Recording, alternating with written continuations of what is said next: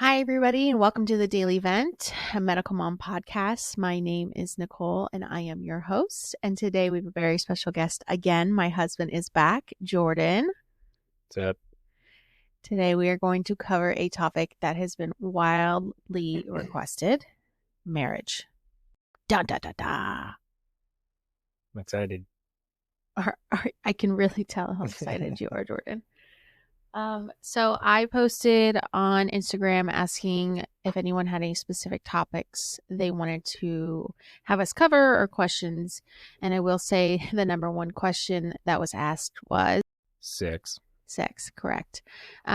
Intimacy was the biggest question. How do we still have a sex life while having a medical child at home and having nursing in our house all the time?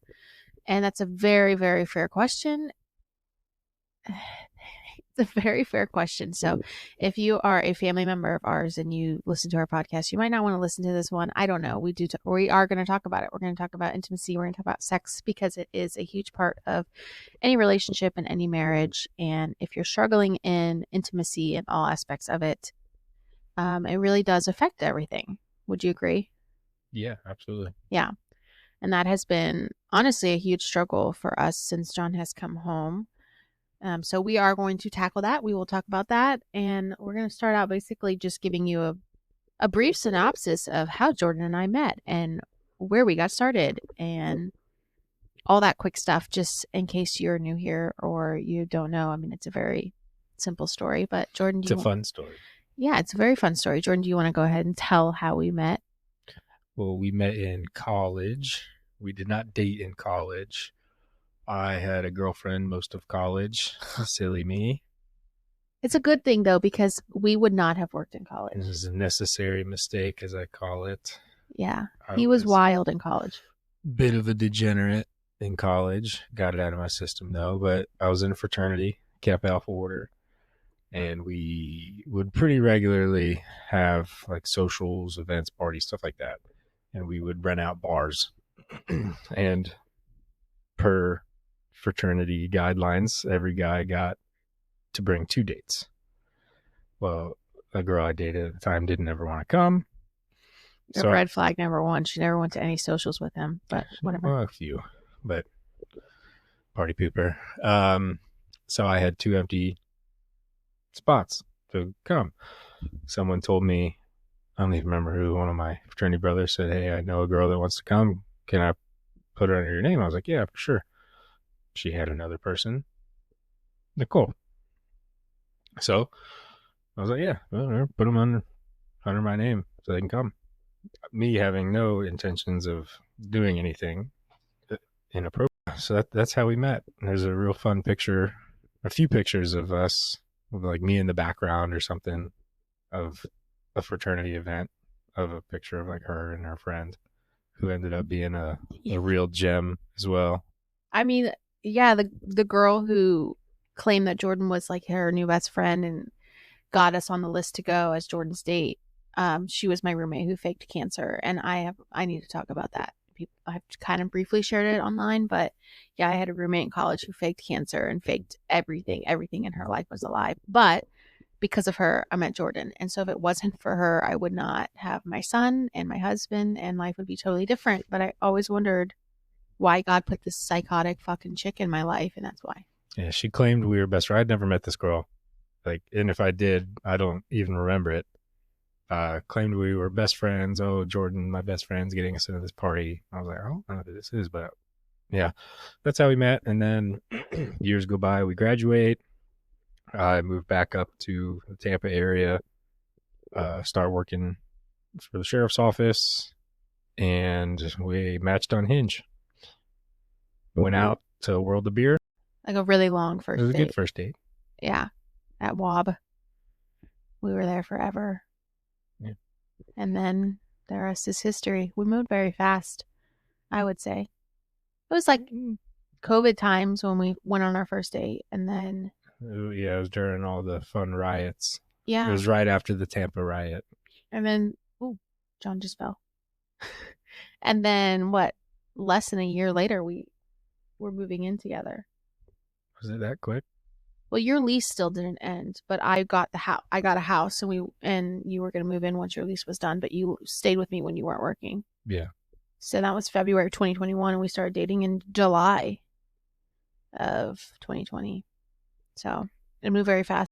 Yeah, we have been, I don't know, pretty solid.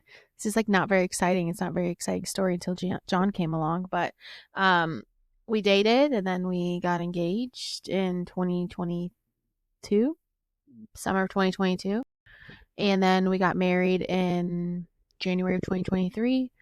We got engaged. I had already planned everything for our wedding before I was engaged, booked everything. I was a wedding planner. I had my own wedding planning company, so Knew it was coming though. yeah, he knew what he was also marrying into, that I was just a planner and a psycho. Craziness. Yes, exactly. So thank God for him understanding that. And we got married.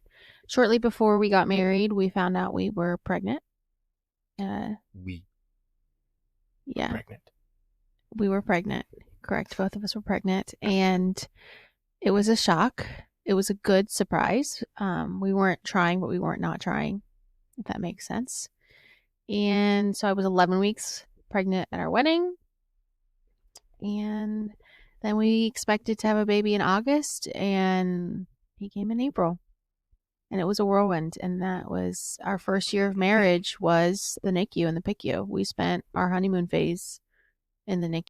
And so that'll really test a marriage. And I will say, we're a really good team. We have a very good family support system, which is great. Both of our moms are super involved, and that's been helpful. And Jordan has his grandparents who are super involved as well. And so it's been a really, it's been a very hard experience, but in a way, it's brought our families closer to each other. It's brought us closer to each other. It's brought us closer to God.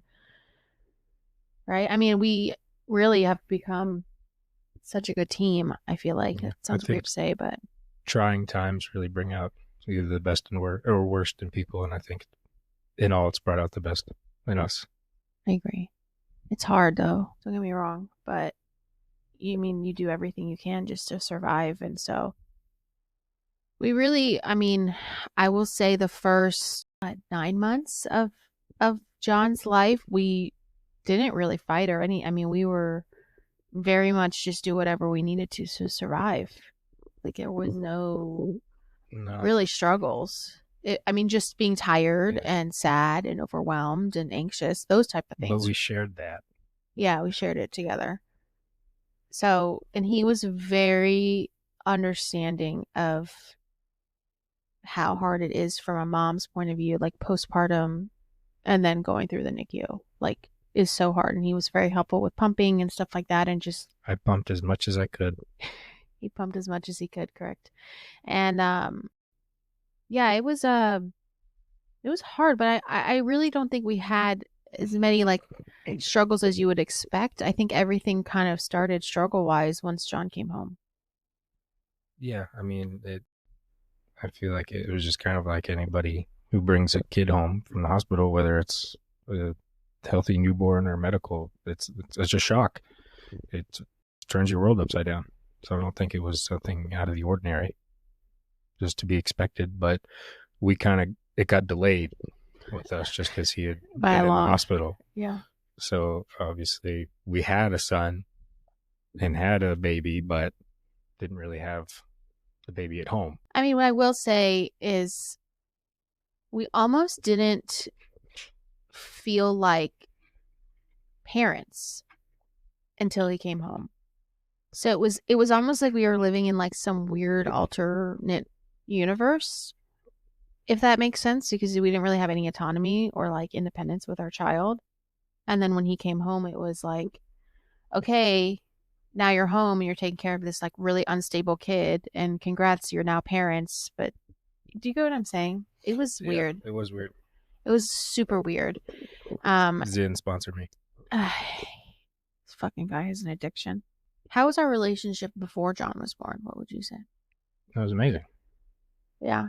It's still awesome and great. We were just young and having fun. Yeah. We were going out and doing stuff. We didn't really fight much. Mm-mm. I think the only thing we fought about really was just like stupid wedding stuff when we were planning our wedding and your dog. that was it. Like, that was all we argued about. Yeah. Like, useless things that just didn't really matter. And then we would, like, petty things, and then we'd get over it. Faith and hope are kind of the only thing you have to hold on to. I think if you don't have either of those, I mean, I don't know how you stay sane. I remember in the NICU, I never let myself doubt once that John was going to be fine. This was all going to work out. Every night before we left, I always told John, never give up. Family motto. Just told him, you're never out of the fight. Keep fighting. And we're going to make it through this.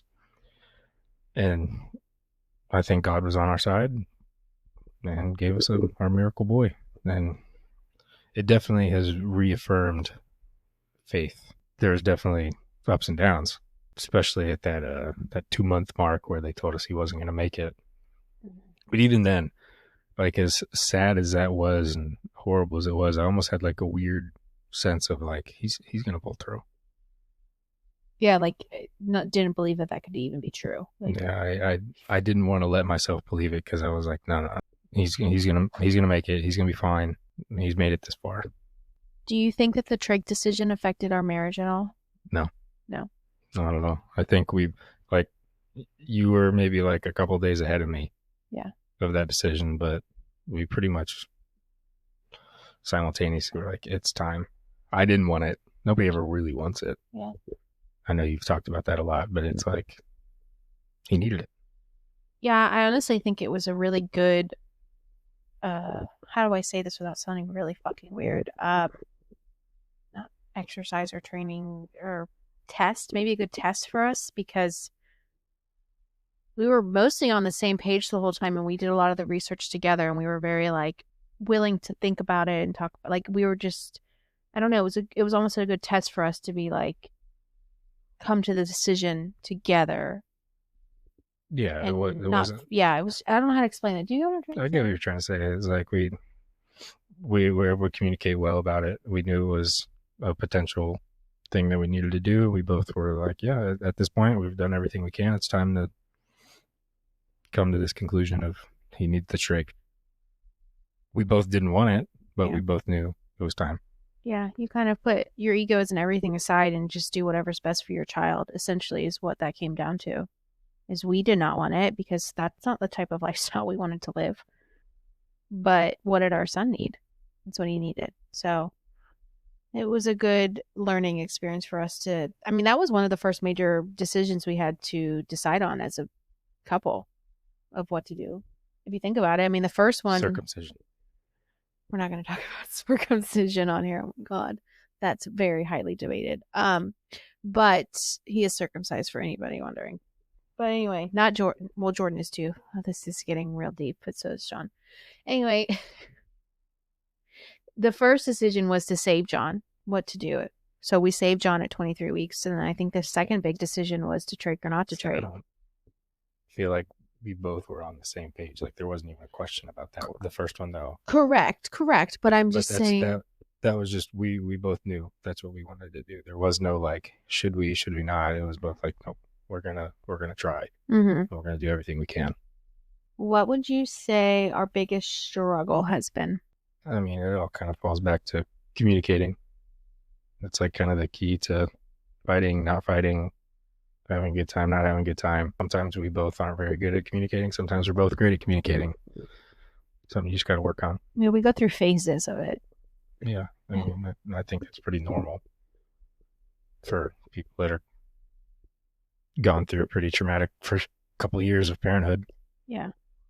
When John first came home the first time in January, right? Was it January? February.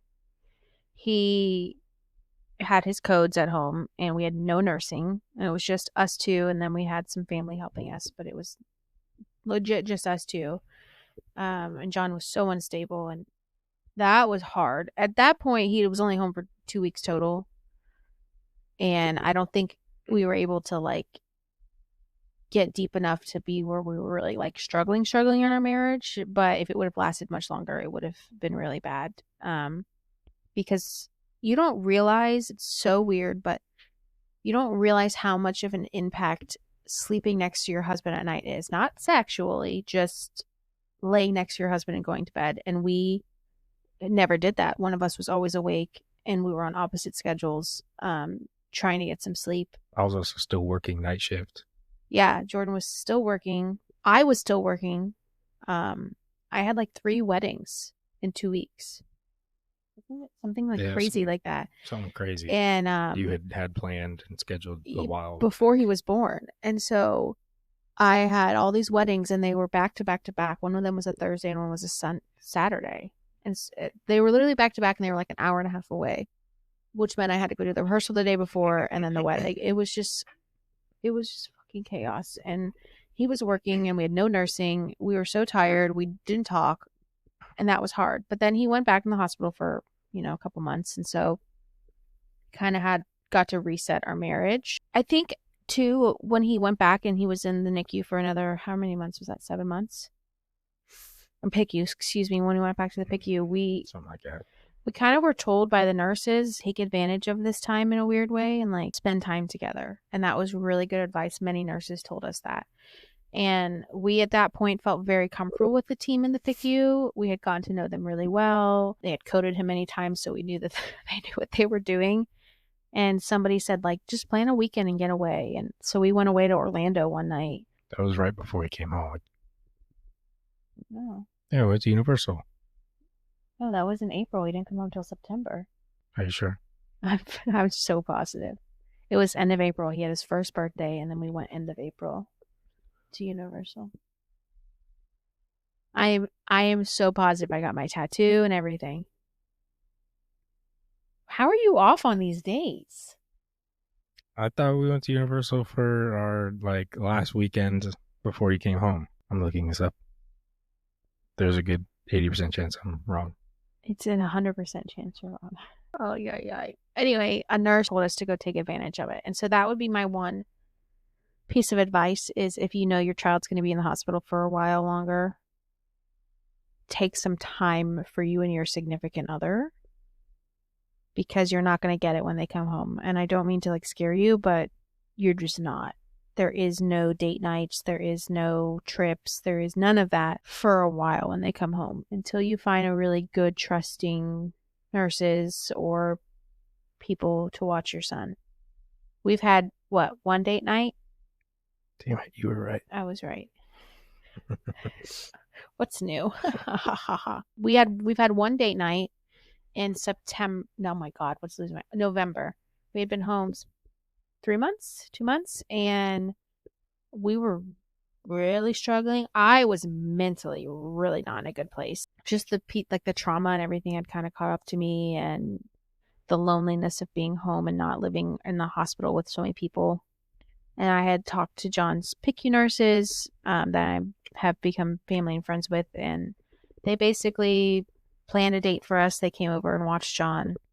They're like the 2 people we would trust John's life with without us. Yeah, we went on a date, and they paid for it, and it was such a sweet surprise, and we really needed it. Yeah, it was nice to just be out. Yeah, it was super nice. So that's what we did, and then other than that, have we done anything else? Not together. No. And not out. Because we don't leave John alone without one of us. So it's hard. There is, if there's a family event, only one of us goes. We both can't go. So it's different. It's very difficult. Yeah, I mean, we've had, at Christmas time, some people would come over here, but very small numbers. And most of the time, we just kept people in the driveway, didn't even let them inside. Yeah, when my family came by, we just did a driveway party. And then everyone was over at my mom's house, and we couldn't both go over there or bring John. So that was hard. It's temporary. We always remind ourselves, it's just temporary. It's just temporary, It's harder on us than it is John. Yeah, he doesn't know. He has no idea what he's missing out on. He doesn't know any different. He literally loves his life, and he's thriving, and he's just the best, happiest boy ever. So we just have to remind ourselves, this is just hard on us and not him, and this is just temporary, and his life is so full, and it will be even fuller as he grows and gets stronger. Yeah, I will say, when John was inpatient, our marriage was honestly, even the second time was much better. We still had our moments, but we got sleep at night. We had alone time. And like intimacy could be way more of a thing because it was just us two, you know? And then when he came home, it was like a shock to the system. Mm-hmm. So I think that's really normal. So this is the number one question we got is intimacy. And I can read some of the questions so that I make sure I don't miss anything. All right. So the first one is normalized lack of sex drive postpartum with a newborn. Tired of moms carrying that guilt. And that's super true. I honestly don't. Did I have a lack of sex drive when after he was born? Well, I mean, for 6 weeks, you can't do anything. Yeah, I mean, And the trauma of everything. we didn't really have like a normal postpartum though, I would say, Yeah. because he was in the NICU, and like every minute we were grateful for of him, you know, still with us. So I don't know. I can't really speak to like a normal pregnancy and birth and postpartum as the husband, like wanting to have sex right after your kid's born. Because I would say even like when John was born, that was like those first few weeks, I was like pretty much the last thing on my mind too. Yeah. I will say for dudes though, mostly, would you agree with this? Like you guys just could have sex anytime. Yeah, it's just how we're wired. Yeah, I just think that that's how dudes are wired. Like he could have the longest day, we had the longest day, and I'm exhausted, I'm overwhelmed, overstimulated, and I could walk into the room and he could go, boobs. But I mean, boob. Exactly. Like I could take my clothes off because I'm going to go shower, and he's like, ah, you know, like so excited, and I'm just like, don't fucking touch me, don't come near me. And I don't. It's hard for me to like. It's hard for me to understand sometimes where that comes from, and I have to sometimes remind myself like, okay, at least he still wants to have sex with me. Like it would suck if he didn't want to have sex with me, but I mean, when this past couple months, I have had zero sex drive, like none. And it's been very difficult on our marriage. And because I'll be so honest with you guys, before John was born, like we had a very healthy sex life. Jordan's smirking. We had a very healthy sex life. Honestly, I don't like that people don't like talking about like I think sex is so normal and we are all here because of sex. Everybody does it. It's healthy. It's good exercise. But like we had a very healthy sex life, and we knew when we had kids that was going to change because everyone tells you and it's going to change. And we were always kind of like, well, you know, okay, like I'm sure it'll change a little bit, but like how drastically could it change? John was born and life was crazy. And then it like kind of was like, okay, but like I think we were going through so much trauma that for both of us, sex was like the last thing on the mind. Like you weren't even pushing to have sex that often. No. Because it was like we could care less about it. I was recovering. Our son was dying every day. Like it was fucking awful. So I would say for months we really just I can't even remember. I think it was like randomness where all of a sudden we'd be like, let's have sex. And then like it was so random. And then it kind of like got back to not normal-ish, but like an okay. I feel like an acceptable amount. What do you call acceptable? Because I don't remember. I don't either. Like I've kind of repressed a lot of this memory, so it's kind of hard for me to say. But then John came home in September, and we have nurses in our house 24/7. And when you're getting to know nurses, it's a little bit weird to be like, hey, all right, I'm going to go take a shower or whatever. And first off, you don't know them enough to trust them with your kid. Yeah. Without you like having eyes. Second off, it's super weird to have sex in the room next to where your kid is. And there's a nurse sitting there. And you have to be quiet, and it's just like awkward. It's just very odd. And then the other thing is like if you don't have a nurse there, then you're doing it with him here, and like you have to keep eyes on him. So like you have to do it right next to him. And that's weird because John is very aware of things now, and John likes to, you know, I don't want to say it, but John likes to be nosy. If you walk by, he's going to follow you with his eyes. So if you do any other kind of activity, he's watching. He likes to dance, and he gets excited. And it's just not ideal. It's just not. So that one doesn't really happen often because we've learned our lesson that it's just very uncomfortable to have sex in front of your toddler. So then the only other option is when a nurse is here. And at this point, I think now we're fine with, we don't really care. Like Sorry to our nurses if you're listening to this. Thanks for being so chill. But like, obviously, we're not like in the room doing like wild shit and screaming and making animal noises. But, you know, we try to be like respectful of the fact that there's somebody in our house.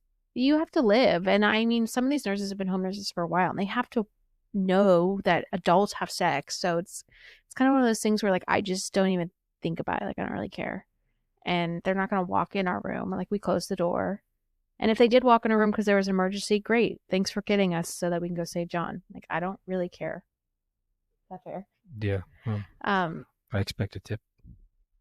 oh my God. But I will say when John came home, sex kind of stopped. I will say, and I've said this to Jordan, and it sounded awful when I say it still sounds awful. And he knows that I didn't mean it in a mean way. Can I say this? I don't know what you're about to say. That for a while it felt like a chore for me. He's gonna cry again. No, it not that it was like a chore. I don't know how to explain it. It felt I don't know how to explain it. It felt like work because I already was so mentally drained and so exhausted. That was the last thing on my mind. And that was the last thing that I wanted to do at night. He was like, sex, boobies, like that was him. Like he was just always wanting to have sex, and I always was like rejecting him. And so that was like really hard to always reject your husband. Like you feel like a piece of shit and you know you're hurting him. And so then sometimes I would just force myself to do it, and it was just not. I mean, it was good. This is so TMI. It was good once we were doing it, but it shouldn't be a chore. Like it shouldn't feel like you're forcing yourself. And that's hard as a woman because you're supposed to just naturally be like horny, I guess. Like, what are the right words? Nobody judge me for this. Don't judge us for this. We're just being very open here. But it was just a very weird feeling. And I had never experienced that before my entire life. I've always been very just. Now it sounds like I'm being a slut, but I've always just. Naturally horny. I've always been naturally horny. No, I don't know. I guess in our relationship we've just never struggled with it. So this was something new on top of everything else going on in our life. And I talked to my therapist a little bit about it, and she basically explained that like where you get your hormones or whatever that gets you turned on comes from like the same place of where all your like stress and critical thinking and stuff comes from. I'm explaining this awful, but it makes sense. Like so if you're so consumed with other stuff, you literally can't put anything else into the bucket of wanting to have sex. Like it's just, there's no capacity for it. And I think a big thing is we weren't communicating. I think men are the opposite. Yeah, where you're just overwhelmed and stressed, so you just need to have sex because it helps you clear your head. Mm-hmm. Whereas I'm like, I want to lay in bed and sit on my phone or just go to sleep or just have a conversation with you. But he wants to just bang. Well, it's more than just that, though. Okay, well, explain it because So I'm trying to. I want people to. I think we, after having, lots of talks and open communication, doing the right, healthy thing, have, are on a good same page now. And I think a lot of people aren't, and I don't know if a lot of, couples realize this. Like for men, I won't say all men, but I would probably say a vast majority of men. It's like physical intimacy. It's not just about sex. It's like it is how you feel connected and loved and like one.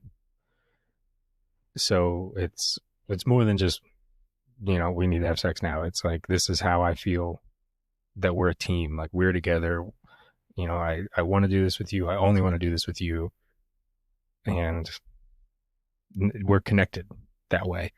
So I think when men end up not having that in a relationship, they feel disconnected from their wife or girlfriend or whoever, and that causes strain. But there needs to be a balance of, so I think, women should understand that, but men should also understand that it's different, like you understand. It's different for a female that purpose of it. Yeah. Now, I'm not saying that's not always the case. I'm sure there are a lot of women that feel that way as well, but it's just different for men and women. We're wired different. We're God created us very differently. Yeah, so naturally, instinctually, men want to just procreate, right? Emotionally, it's like that's your woman. That's what you want to do with your woman all the time. And I think for women, and then for me especially, it's like if I'm not on the same level emotionally with you, the last thing I want to do is have sex. So if But for me, sometimes that's how we get emotionally reconnected. for you, but not for me. Right. I'm saying like Yeah. to me, if I feel like we're off in my mind, I'm like, well, if we just knock one out back together, right aligned. But obviously, that's not always how it works. Yeah.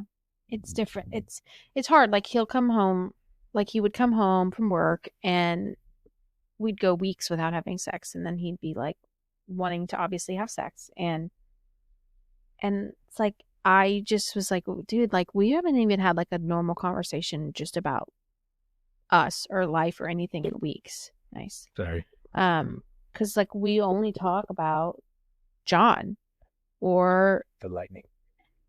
well, Jordan talks a lot about hockey, and that was part of one of the conversations we had. Is that I told him he had to stop talking about hockey to me. But we'll get into that later. But anyway, like we just talk. We're just like in a way like coworkers. Would you agree? Like for a while, it felt like we were just like Yeah, we were just cohabitating. yeah, like roommates. And But again, I think that's a natural cycle. it is a natural cycle, but it's on steroids when you're a medical parent because And as long as you're able to work through it like we have, to understand that, you know, sometimes you're on different wavelengths, you can work it out. It's not the end of the world. And it wasn't. well, and I want to make it clear, like Jordan and I are not a perfect couple. We still very much struggle. I'm perfect. Jordan is perfect, but I'm not, and we very much struggle every day still. Yeah. I mean, So I don't want you to think that like we're like on here like teaching a class on marriage advice. We're literally just sharing our life, in hopes that anyone can relate and feel less alone. But well, I don't think we're like struggling. no, I'm not saying we're struggling. I will say like 2 months ago we were very much struggling. Yeah, I mean, I think there was a bump in the road. It was bad. It was no bad, but I mean, we were just very much not on the same wavelength. We were on eggshells. We were fighting over everything. We weren't talking. We weren't having sex. We weren't communicating. Yeah, but we sat down, had a good talk. Yeah, we had a nurse one day here, and so Jordan and I went in the backyard, and I was like, "We've got to figure this out because it's freaking me out." And as a girl, and also as an overthinker, I'm very much an overthinker. You know, I would go to my mom and be like, is this normal to like fight like because we didn't fight before, and so I was like, is this normal to fight like this? Like, are we gonna get divorced? Like, is this isn't healthy? Like, I don't like living like this. I don't like living on eggshells. Like, I miss my best friend. Like, this is weird. And oh my god, I can't live like this forever. You know, like I'd go to her. She's like, you're deep breaths. Like what you're going through is so fucking rare and it's very hard, and so you guys are literally a great team, but you're just like going through a rough patch, so you just need to like take a deep breath. And so that was like helpful, and then I eventually just went to Jordan and was like, we need to figure this out, or we need to go to therapy or something because this just isn't working. Like whatever we're doing right now is not working. And I think in a way, when you have a medically complex child, I think when you have any child and it's your first kid or whatever, you put your kid first for a hot minute because you need to, right? But with a medically complex child, especially when they first come home, like that's priority. Keeping him alive is priority. Our marriage can be put on the back burner and we can get to that later. Is how I looked at it and how I honestly think that's still right to a certain degree. But I think when we sat down and talked, we kind of said, all right, I think we need to start making a priority of like if John's up here and our marriage is here, it doesn't need to necessarily be first right now, but it at least needs to be closer to it. And so we've really been working on that and really communicating more. And you know, I think too, you know, I had to give up working and like making any type of income. And I wanted to be a stay-at-home mom, but I was going to be working part-time just so that I could financially help our family. And so it's hard to be on one income, and then also hard because we live in a bubble with John. And so I don't get out.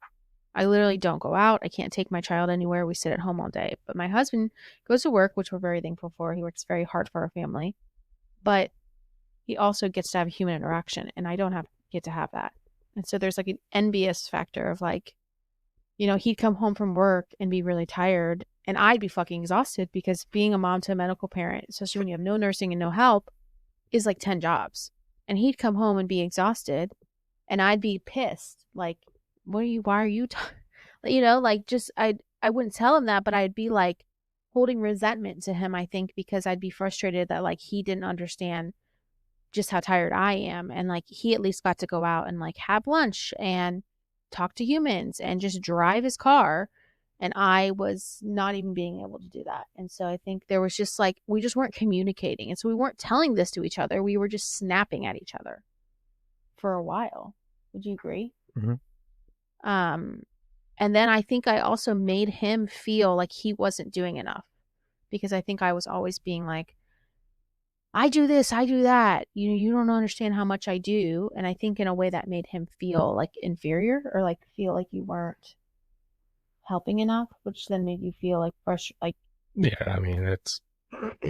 I definitely, you definitely made it clear that you thought I didn't do enough, yeah, which wasn't fair because I felt like I was doing a lot. yeah. That caused some definite resentment. And I think at the beginning, the first couple of months of John coming home, I didn't let anybody do a lot of things. Like I put so much on my plate, and I wasn't good at being like, hey, can you take this over? Like I was always setting up trach ties, or like I was always prepping the stuff, prepping this. Like I didn't let anyone else do the feet. Like I was always doing everything, and I didn't let any nurses do anything. Like I didn't let him touch any, like I didn't let him do anything. And I think that really eventually I just had to start like handing the reins over. And I never even left you alone with John, like for a while. Yeah. And so finally I was like, I think it's time for you to understand like just how much work it is with John with no help. But you see, I understood that. I just didn't get the opportunity. It's like, can't get mad I didn't score if you didn't put me in the game. Yes. This is still something where we like agree to disagree somewhat on.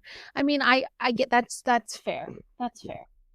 And he didn't get to like experience it, but I think that finally once I was like, all right, peace out, you go to watch him, I'm going to my mom's for like 2 hours to just nap or do nothing, because I needed a break.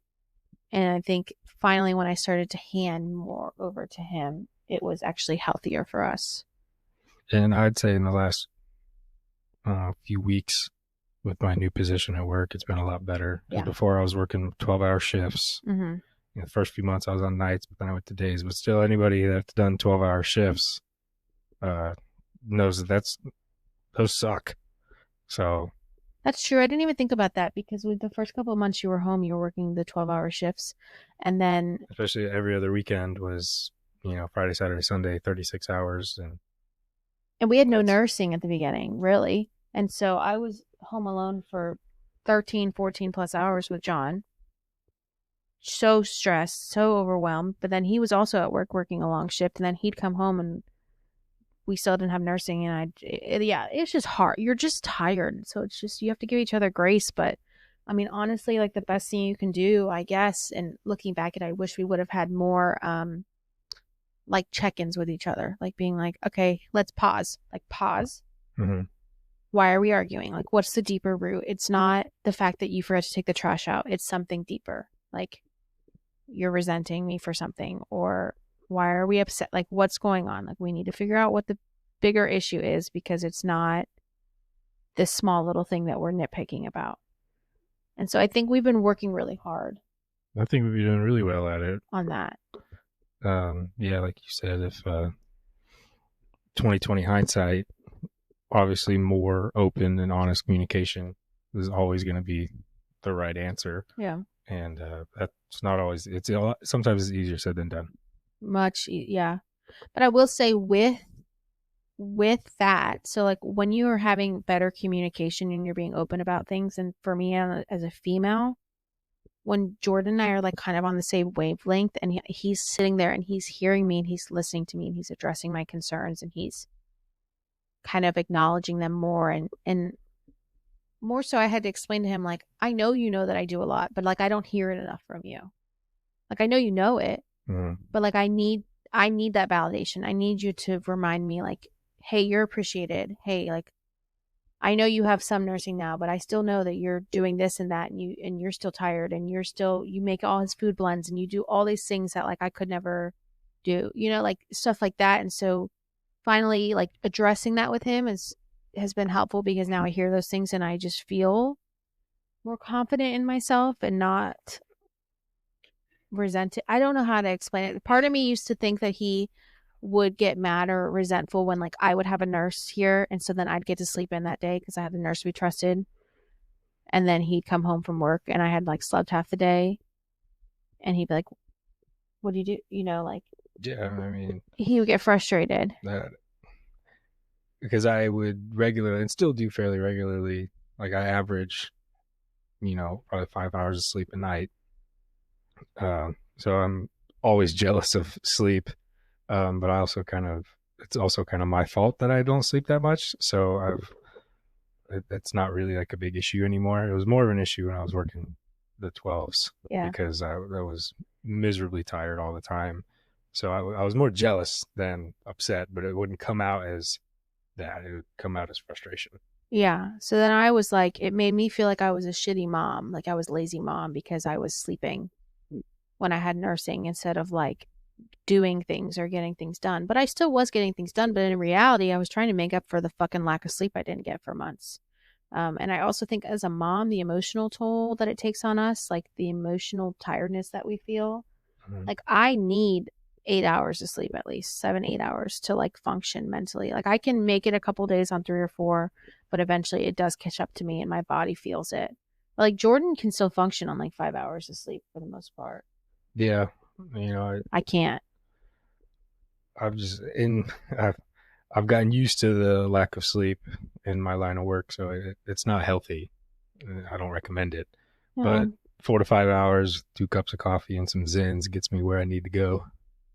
Yeah, see, that doesn't work for me. Sleep is what I need. But I try to make up for it, like on a Saturday or something where we've got a good nurse, or sometimes you get up with him in the morning, sometimes I get up with John in the morning, so it's it's a team effort. But the sleep was definitely, I think, one of my big problems. Yeah. Because he would call me and it'd be like 11 o'clock and I'd be like sleeping. He's like, what are you doing? Why are you not awake yet? You're sleeping? And I was like, I'm like, I'm halfway through my day. Yeah. I've been up since 4 a.m. But I also have really bad PTSD and I can't fall asleep until like 2 a.m. No matter how tired I am. I am very much just alert until about that time point when I feel like John is like in a good sleep. I don't know how to explain it, but a lot of his codes have happened when he's slept and at night. And so I just can't do it. I can't fall asleep at all. And so once 2 a.m. hits, I'm out. But then it's like, I'm not going to wake up at 8 a.m. because I need more sleep, I could fall asleep right here, right now. Yeah. We're very different. He could fall asleep in 2 seconds. I take about an hour, like so long to fall asleep. And so he would get frustrated, that I was sleeping when, he didn't get to. But it's like I have a good nurse and I'm trying to make up for lost time. I don't know. I mean, it's but it was hard at first. It was just like we literally were just arguing. Like we were both just so frustrated for the wrong reasons, and we should have just sat down and talked about it, but we didn't, and it harbored, and it was hard. Yeah, right. I it was think difficult. We've learned from that, which is good. Yeah. If you can learn from mistakes, obviously that's the best way to deal with them. Is we know what we did then wasn't right, because it obviously didn't work, and we've figured out a better system now. Next question. Oh God, you woke Waylon up. You asked for a high five. It was your fault. Really aggressive high five, Jordan. You don't have nursing. Do you feel comfortable being intimate when a nurse is there? Yeah, we've gotten used to it. You don't have any other choice. Yeah, I feel bad for them, but whatever. The How fuck is that noise? It's probably the nurses think. yeah. Sylvie's like, what the fuck? They're doing it again. It was a horrible Sylvie impression. It was like a southern person, so he's from She's from Africa. Nigeria. Oh my gosh. How It's close? probably a good thing you didn't try a Nigerian accent. Yeah, I can't do it. Well, it's like more of a French sounding, and I can't do You that. get canceled. How close have you been to divorce? We've been there. We've been to the brink several times. That word really never crossed my mind ever. At least in my mind, I know you said you were concerned about it, but like, I don't think you were ever like, we should, or we're getting a divorce. No. You were more scared of it. Yeah. And of course, nobody wants to get a divorce. And I never was just like, no, we're done. Divorce is the answer. But we both come from families of divorce. Like, for instance, my dad's on his fourth marriage, and my mom is divorced twice. Nicole, your parents are split up. My aunt's been divorced a few times. My dad's been divorced twice. Your dad's, yeah. So it's like, we're very familiar with it. So it's a 50-50 chance today in today's world. I think people give up a little bit too quickly nowadays. I think there's also a lot of temptation out there on social media and stuff compared to back in the day. But I mean, we've heard from the social workers that I think it's like 50% of or even higher. It's like, I think it's like 80% or something of medical parents are more likely to get divorced, especially like if you lose a child or something, you have way more higher odds of getting divorced. I mean, it doesn't shock me. I think that your first few months or year or so is probably like your most telling time. I mean, for us, it was, when he came home. Yeah. That obviously was like the biggest stressor, but divorce was never like in my mind, was never an option or a possibility. It was like, no, I signed the dotted line. We're in it. To me, I mean, I know I'm not the only one that thinks this way, but like, marriage is. Are you okay, Cash? It's a promise before God to. You're committing yourself before God to somebody. And I take that pretty serious. Not saying that people that get divorced don't. I think if it's gotten to that point, sometimes it is the right answer if you guys just can't make it work. Like my parents, for example, was not going to work, which sucks. But, at the end of the day, it was what was meant to be. So I know for a fact, we're a solid team. We're not in a place where that's a possibility. You're stuck with me. Sounds good, baby. I'm also concerned about why Cash is panting. He's sitting here sleeping and now he's panting. He just had a wicked nightmare. Apparently. Jesus, Cash. I love you. I love you. I also don't think it's a bad thing. Like, I've seen other couples online talk about it. Like, it's not weird if you guys schedule it.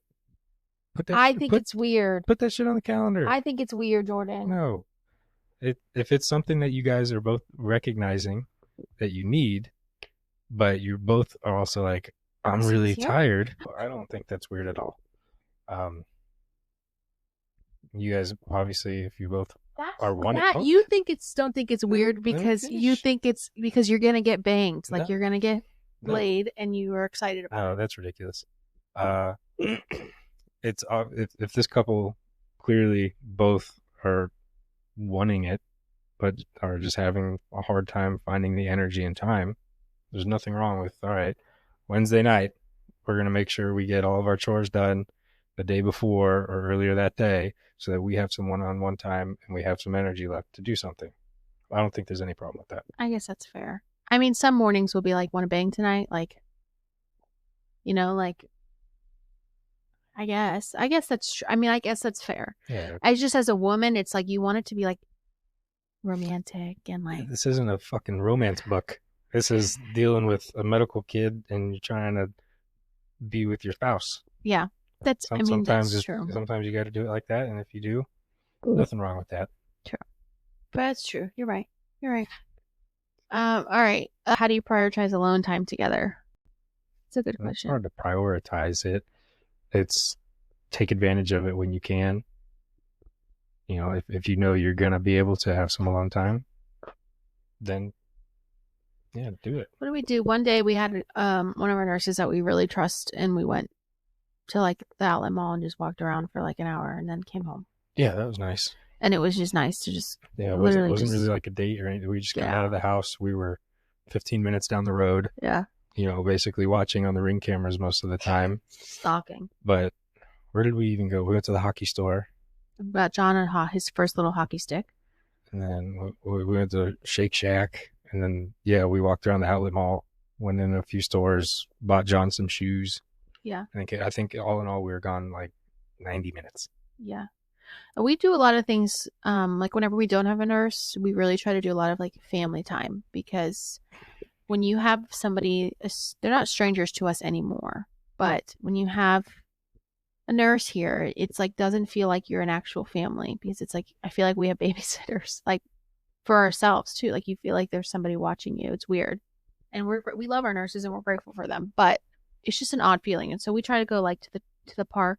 We go to like there's a track at our park and we walk it with John, or we go outside and Jordan rollerblades and plays hockey, and John, plays in the cul-de-sac. And we try to do like as much normal family things, and that's honestly really good for our marriage, because like me seeing Jordan just being a really involved dad and doing like normal father son stuff with his toddler is just like there's nothing more attractive than that to me. So that's something that I think, You want to go to the park? yeah, he's like, I'll go outside all the time now with John. Uh, but I think that helps. And then sometimes it's just as simple as we have a nurse and like him and I are like, all right, like you're good. And we'll let them just play with John in the living room, and him and I will just go in our room and watch a TV show for like 2 hours Mm-hmm. and just eat food in our bed and just sit there and do what we did before we had kids. And just that time, that quiet time together is just like a really good reset. Something as simple as that. Yeah, that one I think is what we do the most is We have a lot of TV shows we like to watch. Severance. You got to watch that. Severance and So good. Severance. You have that moment. You have the nurse. Just go sit down for, watch a movie real quick or catch up on our shows. That's something super important. Do you get frustrated with each other? Yes. Very much so. That's why I honestly, I'm trying to be as open as possible, because I feel like through social media, you see people's marriages and everybody seems perfect. That's the highlight reel. It's the highlight reel, and everybody seems like they're good, or they're like this cute couple or whatever, when in reality, we all struggle. Like all women have lack of sex drive sometimes, and some people's sex life is not as good as you expect it to be, or they fight all the time. But him and I are a really good team, but God, we have our moments, and we have really, I think really honestly, the last month and a half ago, we got through one of the biggest ruts that we've ever had. Mm-hmm. It was a very hard, very difficult, but you would never know from things that I post. You would never know, because why would I go on social media and be like, fuck my husband? Wish you would. This is a good one. How exciting is it to see your son develop so well and do all these amazing things? That's the greatest feeling in the world. It's pretty fucking cool. It's unexplainable. Yeah. Every day it's like just proud. Seeing the world through his eyes is one of the coolest experiences. Every day he discovers something new in the house, like a new trick. It's really cool to see him just catching up. How did you choose what time to have nursing cover? Well, because the shifts from the nursing agency are 7 to 7. Yeah, they're all 12 hours. They're all 12 hours. So that's how. It's like having a nurse in your home. It's hard sometimes. Yeah, sometimes. But they're needed. Sometimes it's real hard. If you're not 100% on the same page as a nurse, or you get personality differences. So that's hard. Not that the nurses are bad, but you know what I'm trying to say? They're just it's difficult. If you're not on the same wavelength and mesh 100%, it's very difficult, because it's so you still appreciate having the nurse, but also be I'm really annoyed that I have a nurse right now. Yeah. If that makes sense. Yes. If you're a medical parent and you have nursing, you know exactly. Someone said, is it weird, or you just get used to having sex with somebody there? Yeah, you just get used to it. You really honestly just get used to it. How do you avoid resentment feeling like one does more than the other? I don't know. I'm still working on that communication. That's a hard. I mean, we still struggle with that. That's so normal, I feel like. Yeah, I mean, I had a bit of an issue with that in the beginning. Come to realize we both have very different jobs and roles. Uh, I probably couldn't do everything that she does, and she probably wouldn't be a very good cop.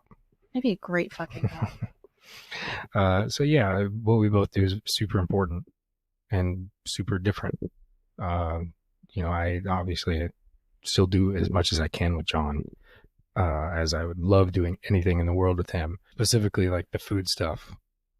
God, I don't know if I would be able to do all that, all the phone calls with insurance and doctor's appointments. It's a lot. I definitely don't take that for granted. And it's probably an easy thing to say that it's probably harder than what I do. So if anything, I think you would have the resentment that you do more, even though you stay home. But And I've dealt with that. yeah, I've dealt with that, or more so resentment that like my thing was the resentment with sleep for a while, but I just accept that I don't sleep anymore. Yeah. Or much, and I go to work without much sleep, and that's something like for a few weeks there that was my fault because I was playing hockey twice a week, so I got to be up at 5 a.m. at the latest. You're also very. He's a deep sleeper. Like when you sleep, for the most part, you're getting sleep. When I sleep, it's awful because I'm sleeping with like one eye open and I have the monitor right next to my bed, even though we have a nurse, and I hear every noise and I wake up for his breathing changes. Next to your side of the bed. We have the same bed. He's so annoying about the bed thing when I call it my bed. It's our bed, but it's out. Anyway, my sleep, if I sleep 8 hours, it's really like 6 because it's really shitty sleep. Whereas if he sleeps 5 hours, it's like 5. The man does not move. He's out. He's getting shit on in my video for taking too long to come out. I love it. Oh my God. I'm getting hated on TikTok. I love it. Yeah, he was naked. Jordan sleeps naked. What is something new you discovered about your partner through this experience? I just discovered last night that Jordan has a skin graft on his gums because he had receding gums, and he has a huge skin graft on his gums. And I discovered that last night, and I literally can't believe we've been together 5 years, and I had no idea about that. Yeah, it's pretty funny. So that's my new discovery. What have we discovered? I don't know, that we're a really good team. Like I've always knew we were like best friends, but we're a very good team.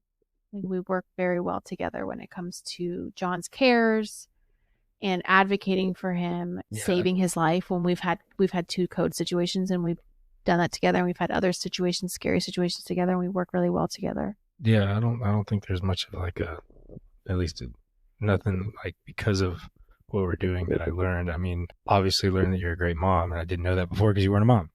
Yeah, but you knew it. You knew I was going to be a good mom. I had a pretty good feeling. I mean, I would hope that you would. I wouldn't have married you if I thought you were going to be a shitty dad. Yeah, if you think they're going to be a shitty dad, don't marry them.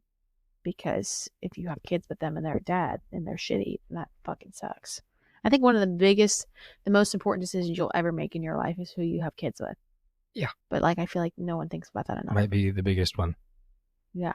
Not who you marry, who you have kids with. Does that make sense? So you can get out of marriage. You ain't getting out of a kid. Yeah. That sucker's there. Does your partner being around trigger PTSD because they were around during scary events? John just gives me PTSD.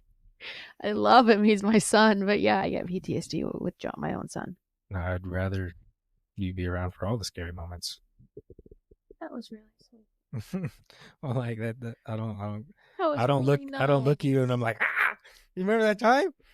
Remind me of that one time. I understand the question. I do, because like real post-traumatic stress things, people.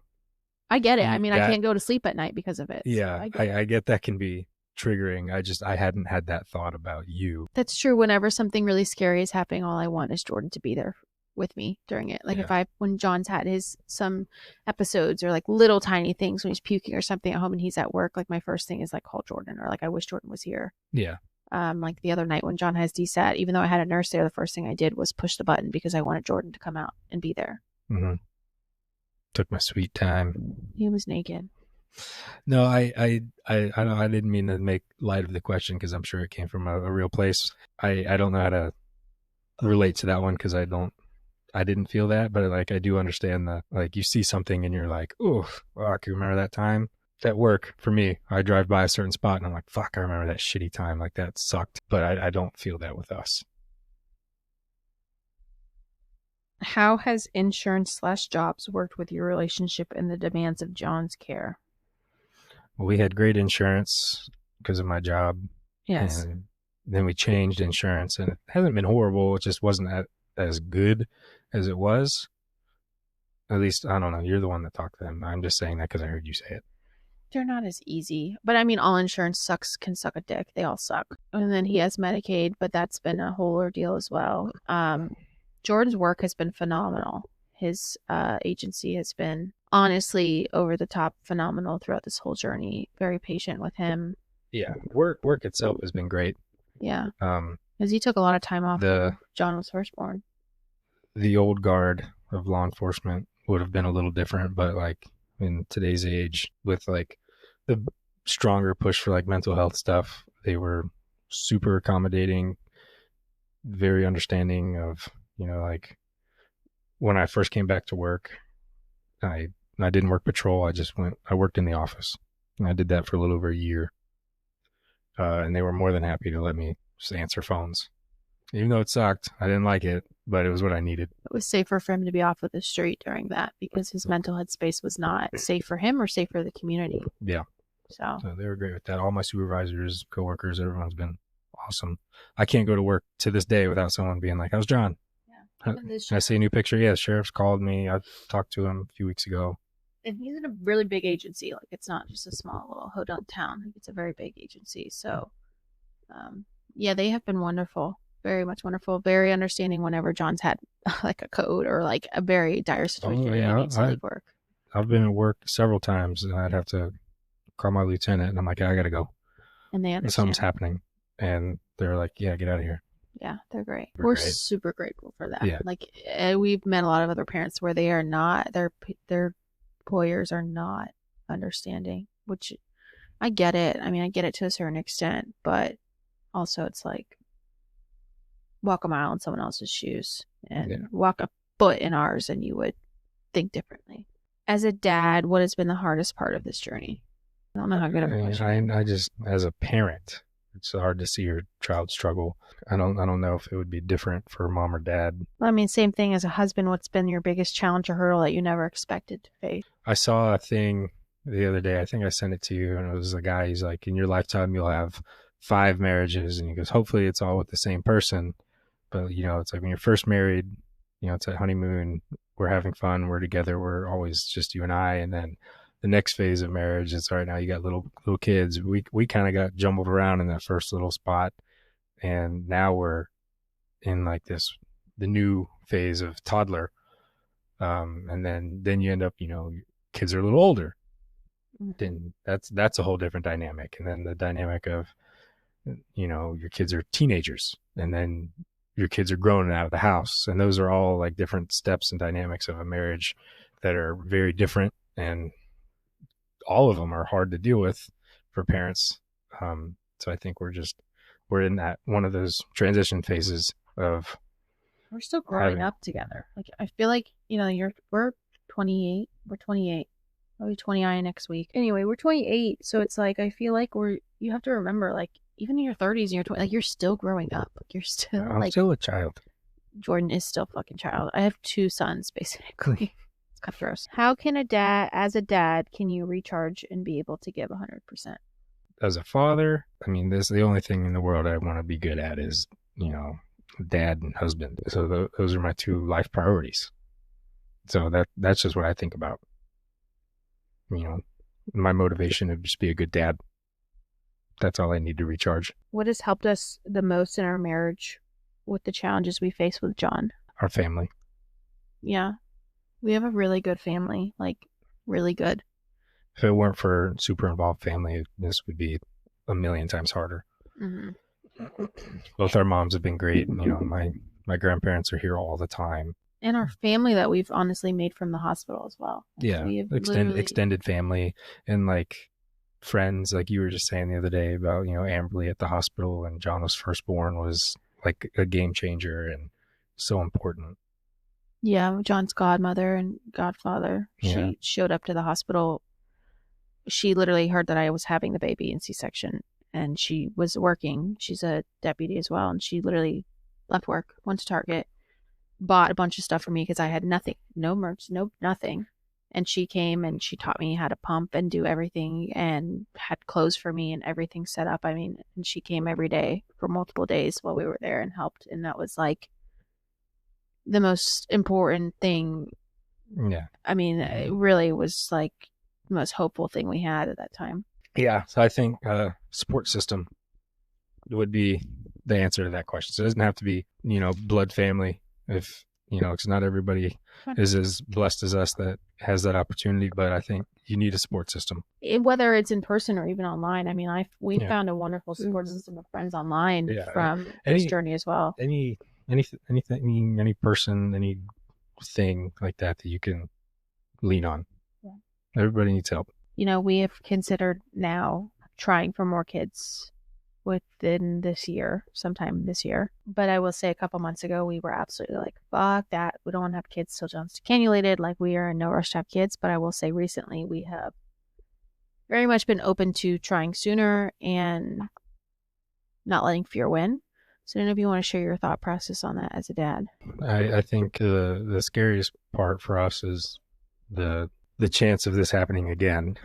And I'm sure you've talked about that before, where I don't know how we would handle it because we know too much now, and Yeah, it'd just be like reliving some of the scariest parts of our lives that we've ever had. So that is always super scary, but you know, with this tack that you are gonna get, kind of made it changes from like, hey, you still have like a 30% chance of this happening to, hey, this is most likely not gonna happen again.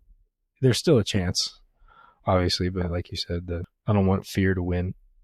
I'll let faith and hope win. preach. Yeah, so Jordan picked up hockey, and that was something we did not argue about. I was happy that he picked up hockey. But then I would be like, well, you have hockey and like I have nothing. And he's like, well, then pick up a hobby. Like, you should pick up something. And it's like, how do you pick up something? You know, it's a lot easier for a guy to just like pick up a sport, in my opinion. I don't know if it's a gender thing, but okay. Well, I'm also like busy being a mom, and I'm not busy. yes, but like my headspace is just like my hobby is being a mom. My hobby's more fun. No, I don't know. Do you know what I'm saying? My hobby, like my outlet is my son. Like, I love my son. I love being a mom. That's all I've ever wanted to be. So being a mom is like super fun for me. But he gets a break with hockey. But like, I guess my outlet too is like I like making videos and posting online and connecting with other moms. You and your mom go out to Target. You know, once a week or every other week. I go to Target every other week with my mom for a couple hours, and that's my outlet. Yeah. And I also, what? You're acting like that's my hobby. No, you said that before, that like that's something that you like to do. It is something I like to do, but it's about all I do. I also, my games are always late at night too, so like John's asleep, which is nice. That true, it'd be different if you were missing like family time. Yeah, I'm not like I'm not playing in the middle of the day. Although I did just have a 4:00 game, which was pretty nice. But that's also why I sometimes, like, when he doesn't get sleep, it's his own choice. Yeah, because he goes and plays a game at 11:00 at night. Because I get home at like midnight. Yeah. And got to be up at 4:45, 5:00, and it's like I did that one to myself. Something doesn't have to be a sport. Could be fucking pickling. I don't know. Knitting. Pickling. It's a good one, Jordan. Sourdough. I was gonna get into sourdough. It's too much. All right. I got the starter kit. We did. I bought all the things and I haven't done shit with it. Okay. Anyway, Jordan, what piece of advice would you give to a dad who's just entering in the NICU PICU journey or the start of being a medical parent? As a husband and a dad, like, what you could give a couple pieces of advice, but yeah, I mean, just don't forget that you and your wife are going through this really, really hard, difficult time together. You guys are a team. Don't forget that. There's nobody else on your team. It's you guys. And if you're having a shitty day, she's probably having a shitty day too. And just open, honest communication as much as you can. It's not always the easiest thing to sit down and be like, here's exactly how I'm feeling and why. I still don't like doing that all the time, but you guys are a team. Play like you're a team. Yeah, Jordan's someone I have to kind of pry info out of. Like, I'm someone who will sit down and spill my beans. Spill my beans? Spill my brains? Spill my guts. Spill my guts. I guess all those work. Sure. But I'm someone who will just word vomit. And he's someone who's like, yep. Like, you have to really kind of get him in a certain mood to talk. Yeah, and which is where we struggle with the communicating. So sometimes I don't even bother because I know that I'm just going to get. It's something that I work on. Yeah. I'm not perfect at it, but I know how important it is, and that's why I do my best to work at it, but sometimes I'm not great at it. He has gotten so much better at it since we first started dating, and even in the last couple of months. Mm-hmm. Well, when we first were going out, I was dealing with my own mental demons. Mm-hmm. That law enforcement will give to people sometimes, and I didn't deal with things the right way and learned to deal with things the right way, and it's been better since. I'm very proud of you. I'm said some for real. Thank you. You're a good boy. Advice you'd give to a mom, like a wife going through this journey, like what would you say, like advice for how they can understand their husband more, or like relate to their husband more, communicate with him better from a man's point of view? Understand that, I don't know, men are, I can't say it enough that men and women are so very different, but in a good way.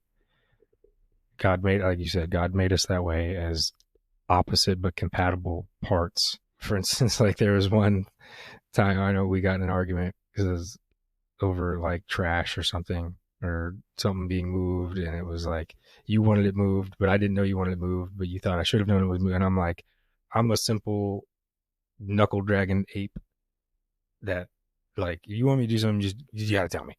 And I'm trying to be better at being more proactive about stuff. I expect him to read my mind, essentially. Yeah, and if there's trash in the driveway, I expect him to just throw it away, but he is a man and needs to be told. That, understand that, like, we don't think like you do. That was a big fight. Sometimes we're pretty simple-minded creatures that don't think as complexly as women do. So that's understand that your husband might seem like he's like some oaf, but he's not. He's just a dude. Just a dude. It's true. Yeah, that's about as simple as I could explain that. Thanks, honey.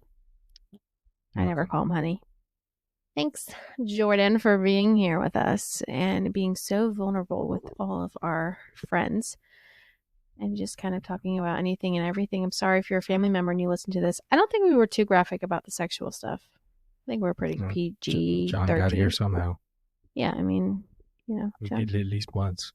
We've done it at least once, correct. He's the sweetest little boy, and I'm so glad that we've had sex one time. Anything else you want to say? Go Bolts. Do you got any good jokes? Nothing appropriate. Jordan, we've talked about sex this whole time. What is the joke? I don't know. You don't put me on the spot like that about a joke. He's not funny, so that's why. All right. Well, do you want to sign off, Jordan, or do you want me to sign off? I got one. Oh, okay. Jordan, go with your joke. This is a classic.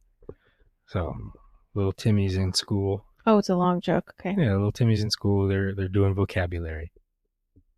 Teachers gives the kids the words. They use it in a sentence so they can prove they understand the meaning of the word. Little Timmy's turn comes up. Teacher says, "Timmy, can you use the word definitely in a sentence?" He goes, "Well, can I ask you a question first?" She says, "Sure." He goes, Do farts have lumps in it?" She said, "No, Timmy." He goes, I definitely just shit my pants. You are such a dad, like an old man. Jordan is secretly like a 12-year-old, but also like a 70-year-old man. He's not a 28-year-old. All right. Well, thank you for being here. Thanks for listening to this very long episode. That was probably maybe awkward for you. I don't know. If you're not married, congratulations. Good luck. It's hard. It's worth it, though. It's fun. Choose somebody you love. Choose someone that's your best friend. Because if they ain't your best friend and you go through this shit, you're fucked. Well, thank you for being here on the Daily Vent, a Medical Mom podcast. Thank you to our wonderful guest, my husband Jordan, who is just the best ever sometimes. And we hope to see you on the flip side. Bye.